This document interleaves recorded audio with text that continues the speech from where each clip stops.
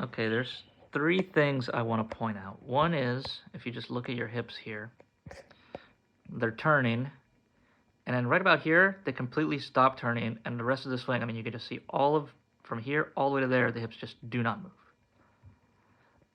Let me compare you. So here's Adam Scott, but I can pull up any pro, and what you do is pretty unorthodox. So you see on the way up, the hips just keep moving. They never stop. You can look at his thighs, the belt buckle. It's all kind of moving even to the very top of the swing. Now the interesting thing is if you look at here, at the top of the swing, you guys are both equally have about equal amount of hip turn. So it's like you're kind of getting there. You're just getting there very quickly. Okay, the second thing is you have a little bit of an over-the-top motion. So like here, your shaft is pointing kind of ideally right at the ball. That's definitely close enough though. And you see you come down and it's more of this angle.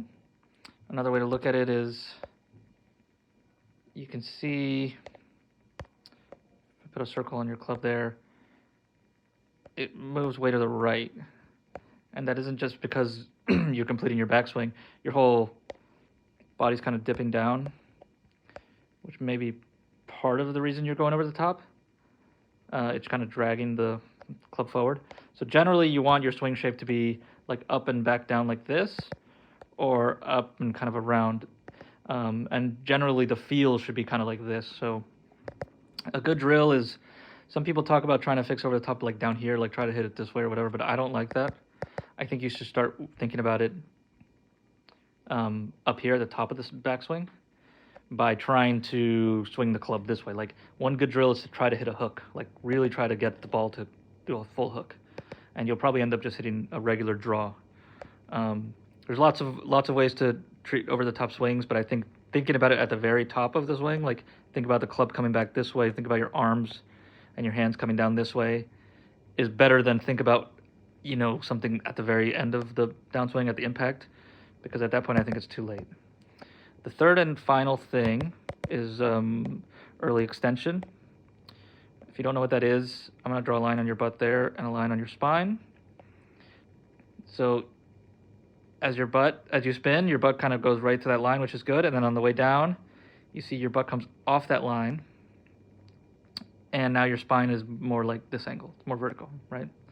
You're essentially standing up on your downswing. And you can look at it, you can kind of see it happening, right? Like you're standing, like your body's way more upright at impact. And that's called early extension. And a lot of times it's caused by something else. So it might be because you have that over the top swing. It might be because you're dipping like this. You know, it's kind of forcing you back up.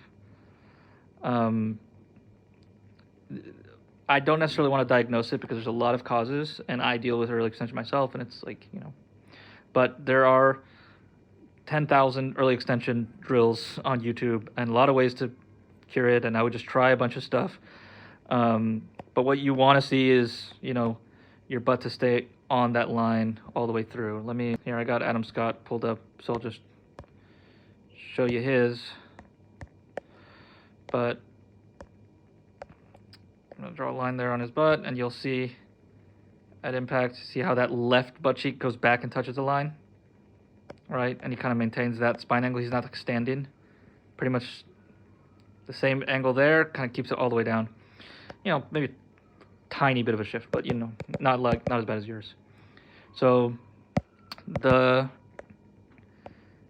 hip movement, the over the top, and the early extension, none of them are all super egregious, actually. They're all just like, I would say, like, needs some slight tweaks.